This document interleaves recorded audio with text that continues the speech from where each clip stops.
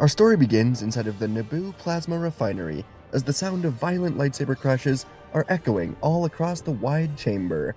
Jedi Master Qui Gon Jinn and his Padawan Obi Wan Kenobi were dueling across the plasma long bridges, overlooking a darkness that seemed to never end. And their enemy was the first Sith Lord seen in around 1,000 years. During those years, there have been acolytes, pretenders, dark Jedi, but this warrior was different. This warrior was undoubtedly the return of the Sith. As Qui-Gon fought across one of the long bridges, he couldn't help but think of what this could mean for the future of the galaxy. This could not be the only Sith. If he was alone, there's no way he would ever reveal himself. No, this was almost certainly an apprentice.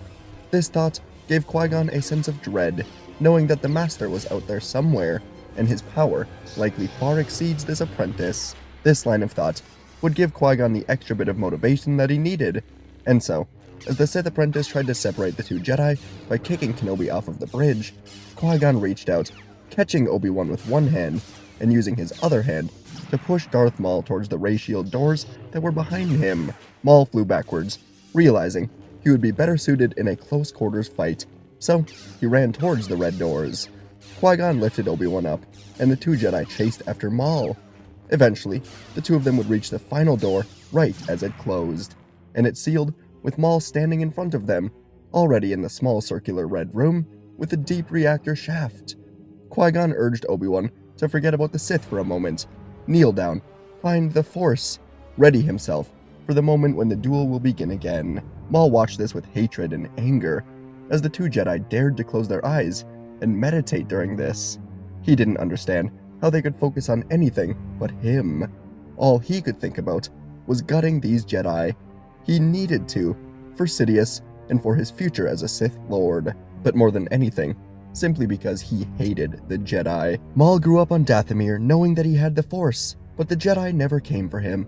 He was told it was because he wasn't strong enough and his emotions were too strong. Luckily, Sidious was the one to give him a chance, and although his life as a Sith apprentice was full of pain and suffering, it was all worth it to get his revenge. These Jedi would be no match for him. Finally, the red door would slide open, and the arrogance of the Sith would once again be their undoing. Even after these thousands of years, Maul would spin around, kicking Qui-Gon into the wall, and then locking blades with Obi-Wan. Maul would twist his wrist, getting on Obi-Wan's weaker side, slicing across his shoulder.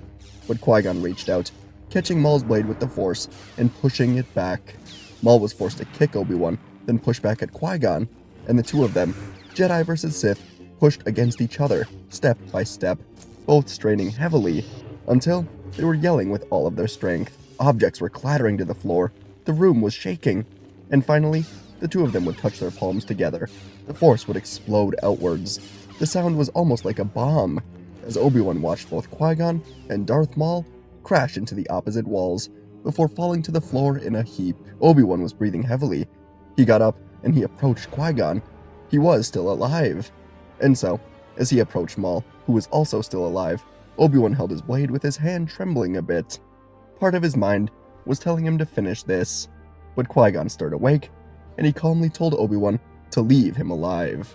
He is unarmed, and he can provide much more to the galaxy with his life, rather than his death. Obi-Wan nodded, pulling a pair of cuffs from his robes, as Maul would be taken back to the hangar. Elsewhere, young Skywalker would destroy the Federation ship, while the Queen and her team would capture the Viceroy, ensuring the Battle of Naboo ends in victory for her, the Gungans, and the people. And Maul would be loaded onto a ship, but Qui-Gon would meditate on everything, and he would tell Obi-Wan to take Anakin back to Coruscant. He is going separately to bring this Sith warrior somewhere else. Whoever his master is will not be willing to have loose ends. He told Kenobi to tell the Council that the Sith warrior has been killed, and that Qui-Gon is finishing up some reports on Naboo. Obi-Wan was clearly hesitant about lying to the Council, so Qui-Gon asked Obi-Wan to please trust him on this. He has a plan. Obi-Wan would reluctantly leave with Anakin, and Qui-Gon would take Maul into a different transport and blast off into hyperspace. He was going to Dathomir. While flying through hyperspace, Qui-Gon would dive into some records from the planet. His basic knowledge of the world reminded him that the Zabrak people are often from here, and Qui-Gon also knew of Night Sister magic from this world. The likelihood that Maul and his Force abilities came from this world was quite high.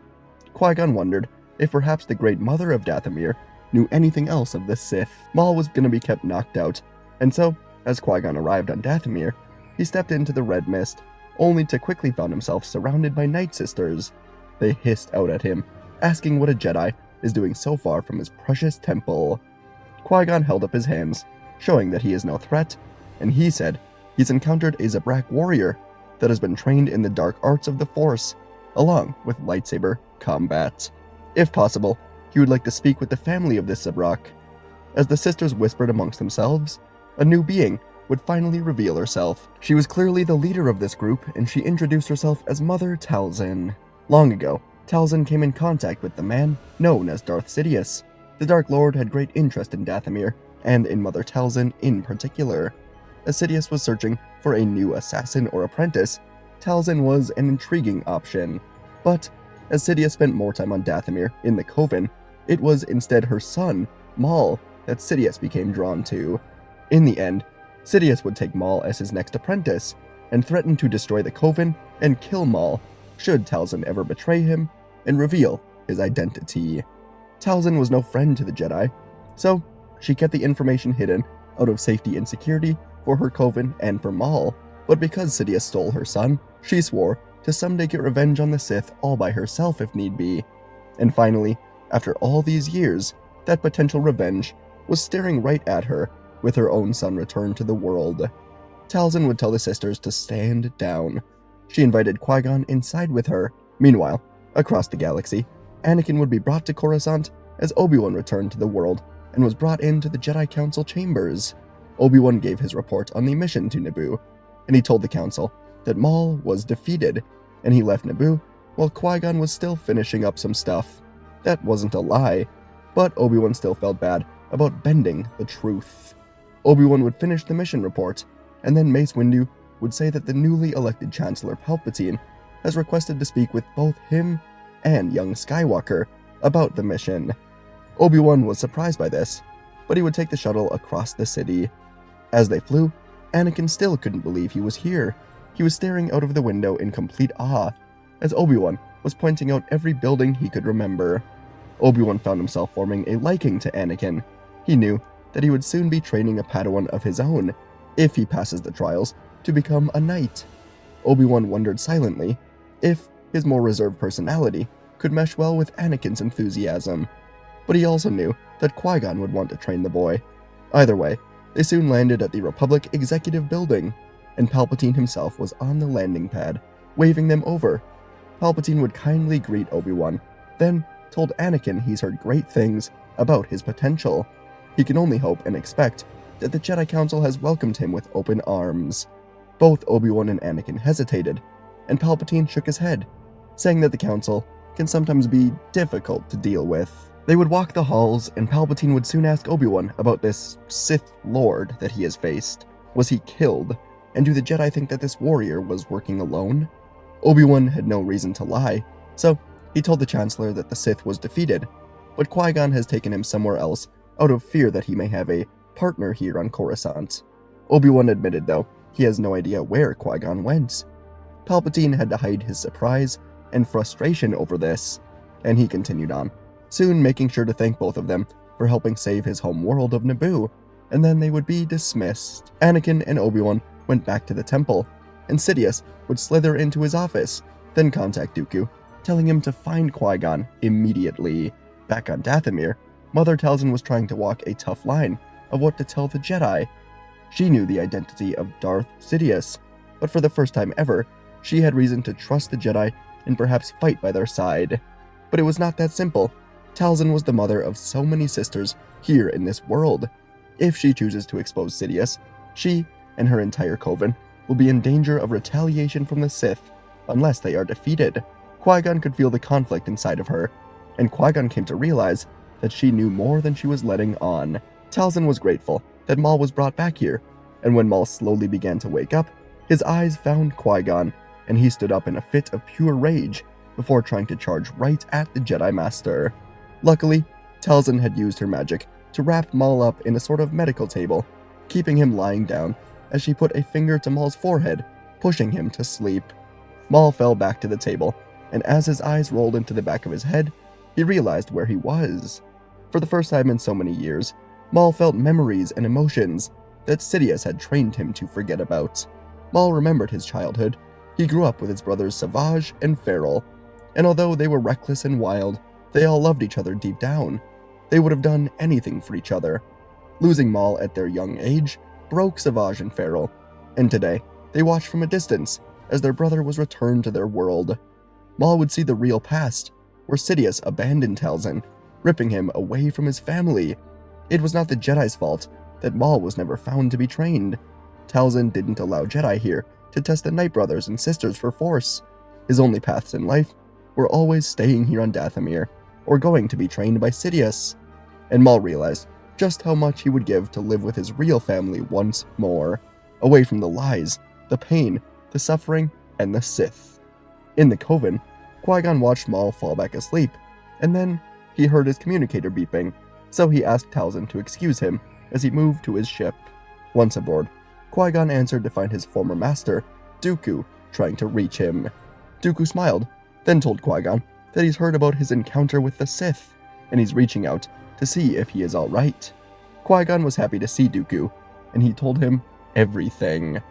When Dooku asked Qui Gon if the Sith apprentice was still alive, Qui Gon said yes, and he's brought him home in pursuit of answers to this mystery. Dooku didn't need to know anymore. He didn't want to ask anymore without sounding suspicious. He knew where Maul's home was. He just told Qui Gon that this was very good, and he has done well.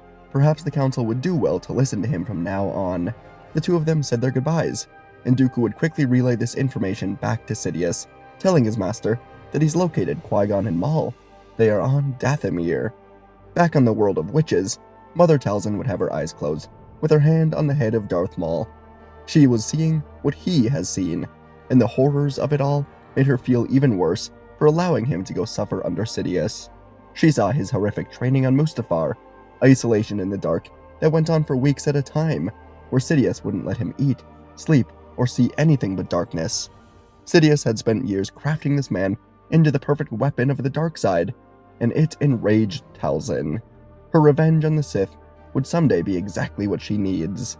And so, when Qui-Gon re-entered the castle, he would find Talzin and a group of witches performing this ritual on Maul, trying to rid him of the chains that were tying him to the Sith, tying him to his loyalty with Sidious.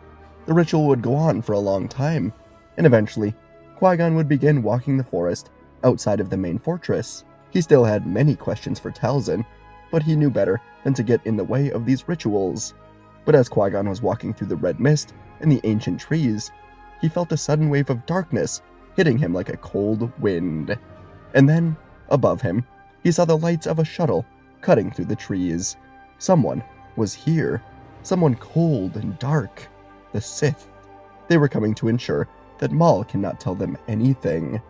Qui-Gon didn't understand. How did the Sith know he was here? The realization hit Qui-Gon like a punch to the stomach from a rancor. Dooku. He told Dooku where he was inadvertently. Qui-Gon took off, sprinting through the forest, bursting through the doors to tell Talzin that the Sith Lord is here. Her eyes opened, and she commanded the sisters to finish this ritual. She has some new business to attend to. Out in the trees, Darth Sidious and Count Dooku descended the ramp of their shuttle as a dozen Night Sisters would surround them. They all had bows ready to fire. Sidious was amused, and he quickly just spun around, blasting out lightning right into each and every one of them, killing them instantly as their bodies flew into the air. Moments later, Talzin and Qui-Gon would appear, and the tension in the Force was unlike anything else. Talzin told Qui-Gon that Sidious is hers, and she screamed out as she moved towards him, hurling waves of Night Sister magic as jagged tendrils of green fire clawed through the air, wrapping around Sidious's limbs, trying to tear him apart. Sidious answered with raw power, spinning his red blade to cut through the green tendrils, before sending spirals of lightning that burned the trees around them to ash, tearing holes through the fog. He advanced while severing her spells, turning her own magic back on itself. The forest shrieked as roots were twisting upward, impaling one another as Talzin bent the land to her will, and Sidious was cutting through it. Close by, Qui-Gon Jinn and Count Dooku would circle each other between tall tree trunks, blades igniting in unison. The betrayal that Qui-Gon was feeling was threatening to break his will, but he knew he must fight. This was for everything. He wanted to try and reach through into Dooku's mind, but something had truly shifted inside of him. Dooku was gone. It would be merciful to defeat him today. That was all he could do. Still, Qui-Gon couldn't help but fight defensively at first, Greenblade flowing in wide, patient arcs, absorbing Dooku's more elegant but still merciless strikes. Dooku pressed hard, driving Qui-Gon backward, with precise thrusts aimed at his joints, wrists, and throat. Dooku was fresh off of killing Master Yaddle on Coruscant, as she had followed him into the lair of Coruscant. He was cemented in this path, and Qui-Gon would be the next to fall. As they moved, Qui-Gon couldn't help but try to reach the man he once admired, despite knowing it was likely hopeless. His movements were softening, his posture was opening, as if appealing to Dooku's conscience. Dooku answered by tightening his form, accelerating his footwork, cutting through the red fog with a deadly scream. Both of them knew only one of them would leave here alive. Across the forest, Talzin and Sidious tore at everything around them. Talzin striking from impossible angles, her claws of magic raking across Sidious's defenses. She quickly bound his feet with controlled tree roots, driving a spear of energy toward his chest, only for Sidious to shatter the spell with a roar of power, sending a wave of lightning through the forest floor. Their shared hatred fueled both of them, as Talzin drew strength from ancient spirits buried beneath Dathomir, while Sidious fed on the pain of the land, twisting it into a weapon. Lightning and green fire were colliding again and again, and as she lunged to consume Sidious entirely, Sidious met her charge head-on, unleashing a torrent of power so intense that it stripped her magic away, layer by layer. He drove his saber through her side, throwing her to the ground. She was defeated. Sidious laughed heavily, lifting his blade for the kill, but before he could strike, a new red lightsaber pierced through his back. Sidious gasped in shock, then fell dead to the ground, and Darth Maul stood over him. The chains of the Sith were stripped away from him just in time. Maul helped Talzin up, holding her as he thanked her for bringing him back, but Talzin looked at Qui-Gon, saying it was the Jedi who brought him home.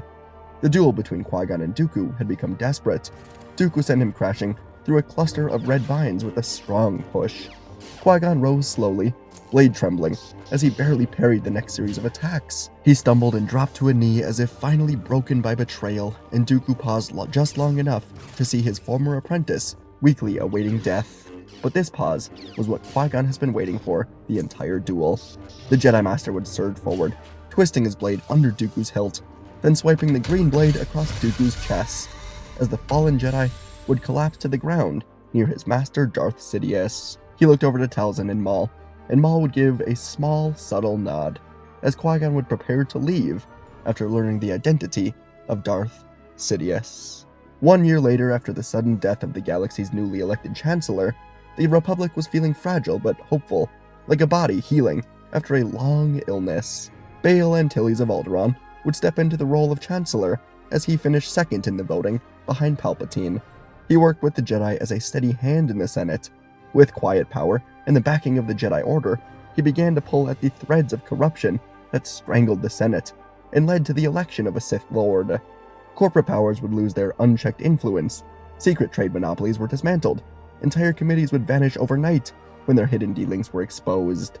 The Jedi would truly return to their role as mediators and guardians in the galaxy, traveling system to system to stabilize worlds that had been long ignored by Coruscant.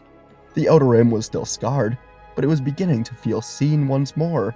Qui-Gon would ask for Obi Wan to train Anakin, as Qui-Gon would watch from more of a distance, serving more of a fatherly role for Anakin, as Obi Wan was the Jedi that would be his master. The training went well, as both Obi Wan and Anakin would rely on Qui-Gon to help them out with his master and Padawan relationship, and a year into their training, far from the halls of the Jedi Temple, Qui-Gon Jinn brought Obi-Wan Kenobi and Anakin Skywalker to the rolling highlands of Aldhani. The air was cool and thin, the land was painted in deep greens and stone-gray ridges, as they arrived among the locals gathered for the sacred event known as the Eye, and as twilight approached, Qui-Gon led Anakin away from the others, telling him he has a gift for him, something Anakin wanted above all else. When Anakin turned the corner, the Force seemed too still, as Shmi Skywalker would step forward from the crowd. No chains, no fear, just warmth and disbelief from Anakin. She has been freed through the quiet efforts of Padme Amidala, whose campaign against slavery in the Outer Rim has begun to change thousands of lives. The two of them reunited, as Qui-Gon was putting all of this together. And soon, the Eye of Aldani ignited the sky, as the brilliant streams of light were flowing like living stars. Among the crowd, Qui-Gon, Obi Wan, Anakin, Padme, and Shmi would stand together beneath it, colors reflected in their eyes. And in that moment, the future felt open and vast. And in time, Anakin would become a great Jedi, thanks to the shared influence of Qui-Gon and Obi-Wan, while Shmi and Padme would help guide his future as well. And folks, that is our story for today. One I enjoy. Qui-Gon's, one of the more interesting characters, just in general. Really enjoy doing stories with him, and really just enjoy taking on different paths out of the Phantom Menace, because, we skipped 10 years after the Phantom Menace, but it's fun to kind of explore the immediate after timeline of that movie, and just take different paths. In this one, it's what if they captured Maul, and I've done before where they take Maul to the Jedi Council and kind of like extract who Sidious is out of him. I don't remember what video that was, but it was a while ago.